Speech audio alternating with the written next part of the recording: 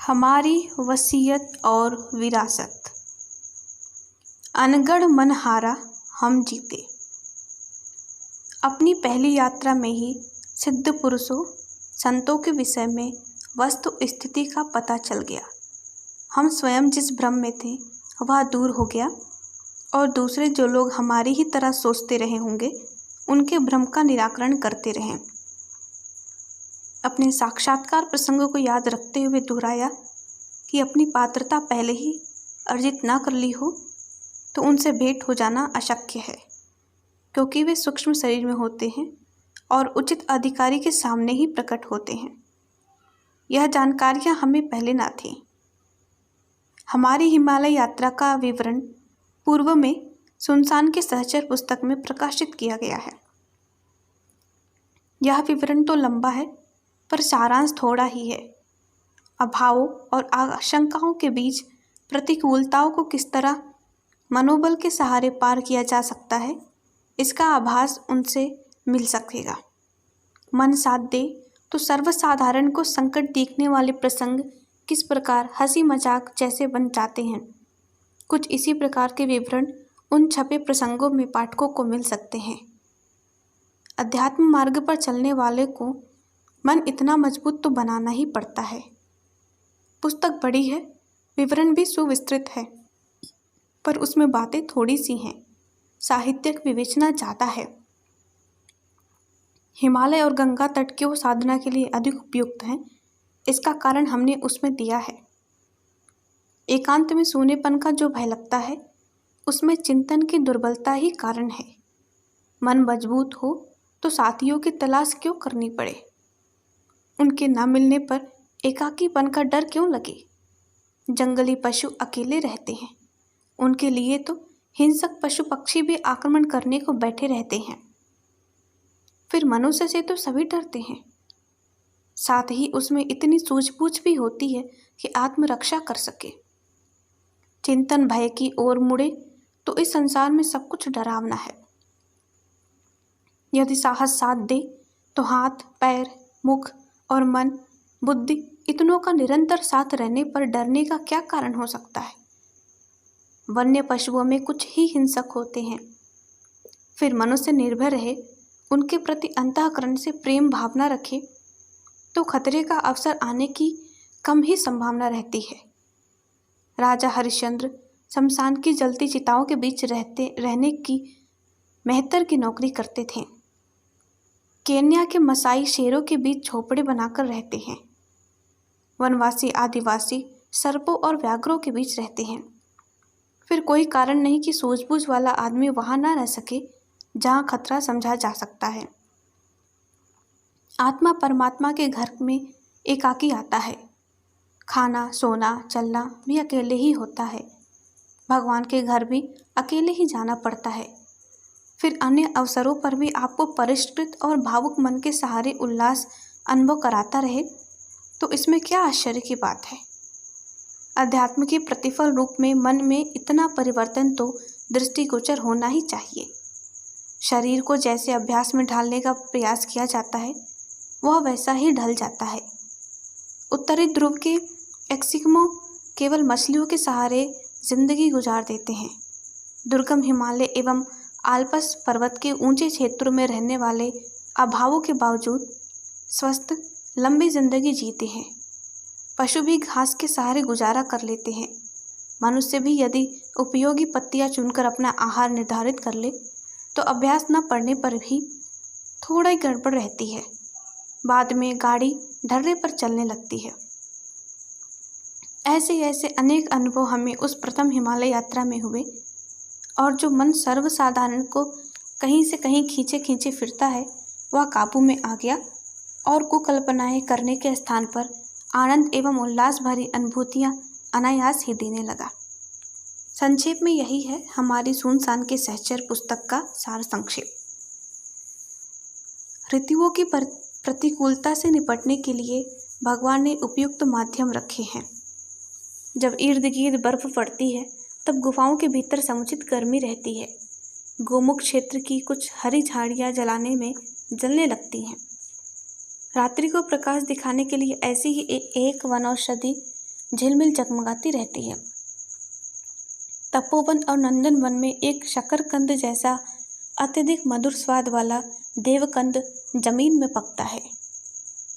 ऊपर तो यह घास जैसा दिखाई देता है, पर भीतर से उसे उखाड़ने पर आकार में इतना बड़ा निकलता है कि कच्चा भूनकर 1 सप्ताह तक गुजारा चल सकता है।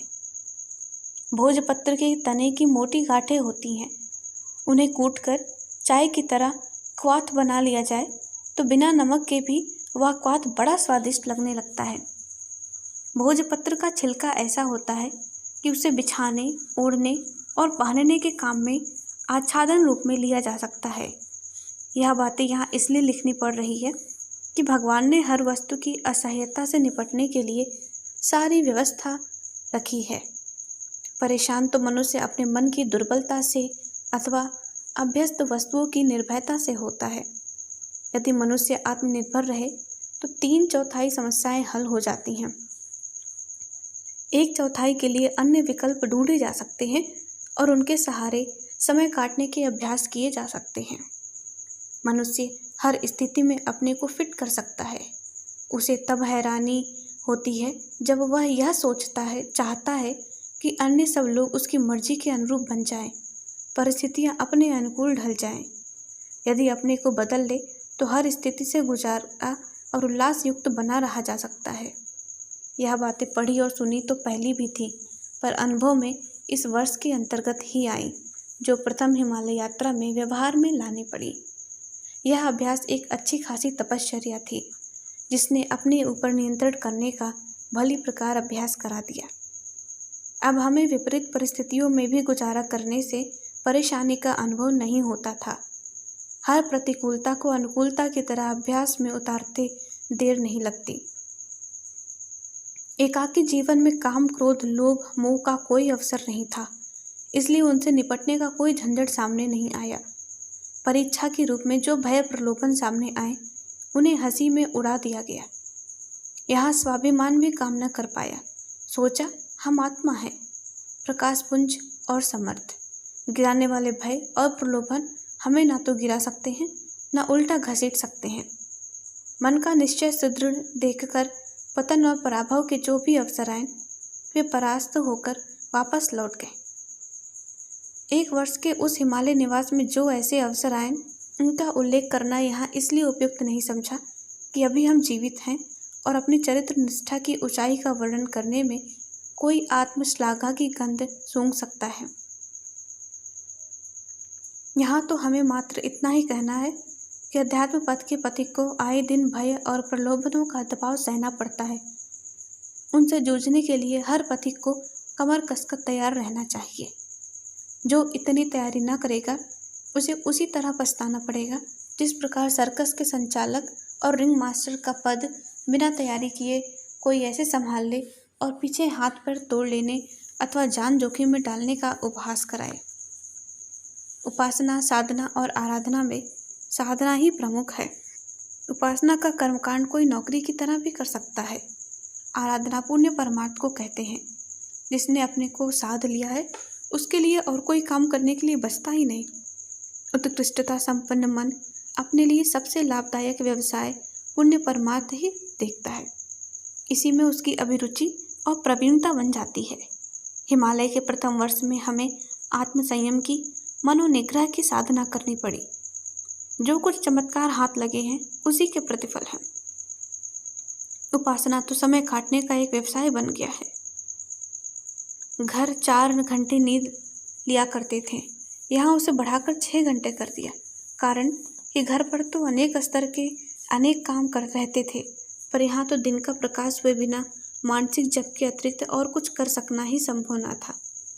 पहाड़ों की ऊंचाई में प्रकाश देर से आता है और अंधेरा जल्दी हो जाता है, इसलिए 12 घंटे के अंधेरे में 6 घंटे सोने के लिए, 6 घंटे उपासना के लिए पर्याप्त होने चाहिए। स्नान का बंधन वहाँ नहीं रहा। मध्याह्न को ही नहाना और कपड़े सुखाना संभव होता था, इसलिए परिस्थिति के अनुरूप दिनचर्या बनानी पड़ी। दिनचर्या के अनुरूप परिस्थितियां तो बन नहीं सकती थी। प्रथम हिमालय यात्रा कैसी संपन्न हुई? इसके उत्तर में कहा जा सकता है कि परिस्थितियों के अनुरूप मन को ढाल लेने का अभ्यास भली प्रकार कर लिया। इसे यूँ भी कह सकते हैं कि आधी मंजिल पार कर ली। इस प्रकार प्रथम वर्ष में दबाव तो अत्यधिक सहने पड़े, तो भी कच्चा लोहा तेज आग की भट्टी में ऐसा लोहा बन गया जो आगे चलकर किसी भी काम आ सकने के योग्य बन गया। पिछला जीवन बिल्कुल ही दूसरे ढर्रे में ढला था। सुविधाओं और साधनों के सहारे गाड़ी लुढ़क रही थी। सब कुछ सीधा और सरल लग रहा था, पर हिमालय पहुंचते ही सब कुछ उल्टा हो गया। वहाँ की परिस्थितियाँ ऐसी थी जिनमें निभ सकना केवल उन्हीं के लिए संभव था जो छिड़ी लड़ाई के दिनों में कुछ ही समय की ट्रेनिंग लेकर सीधे मोर्चे पर चले जाते हैं और उस प्रकार के साहस का परिचय देते हैं जिसका इससे पूर्व कभी पाला नहीं पड़ा था। प्रथम हिमालय यात्रा का प्रत्यक्ष प्रतिफल एक ही रहा कि अनगढ़ मन हार गया और हम जीत गए। प्रत्येक नई असुविधा को देखकर उसने नए बछड़े की तरह हल में चलने से कम आनाकानी नहीं की, किंतु उसे कहीं भी समर्थन न मिला। असुविधाओं को उसने अनक तो माना और लौट चलने की इच्छा प्रकट की, किंतु पाला ऐसे किसान से पड़ा था जो मरने मारने पर उतारू था। आखिर मन को झक मारनी पड़ी और हल में चलने का अपना भाग्य अंगीकार करना पड़ा। यदि जी कच्चा पड़ा होता तो स्थिति वह नहीं बन पड़ती जो अब बन पड़ी है। पूरे 1 वर्ष नई नई प्रतिकूलताएं अनुभव होती रहीं।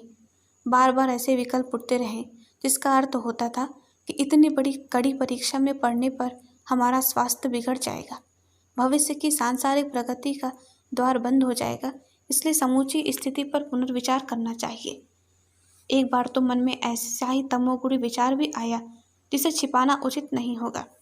वह यह कि जैसा बीसियों ढोंगियों ने हिमालय का नाम लेकर अपनी धर्म ध्वजा फहरा दी है, वैसा ही कुछ करके सिद्ध पुरुष बन जाना चाहिए और उस घोषणा के आधार पर जन्म भर गुलछर्रे उड़ाने चाहिए।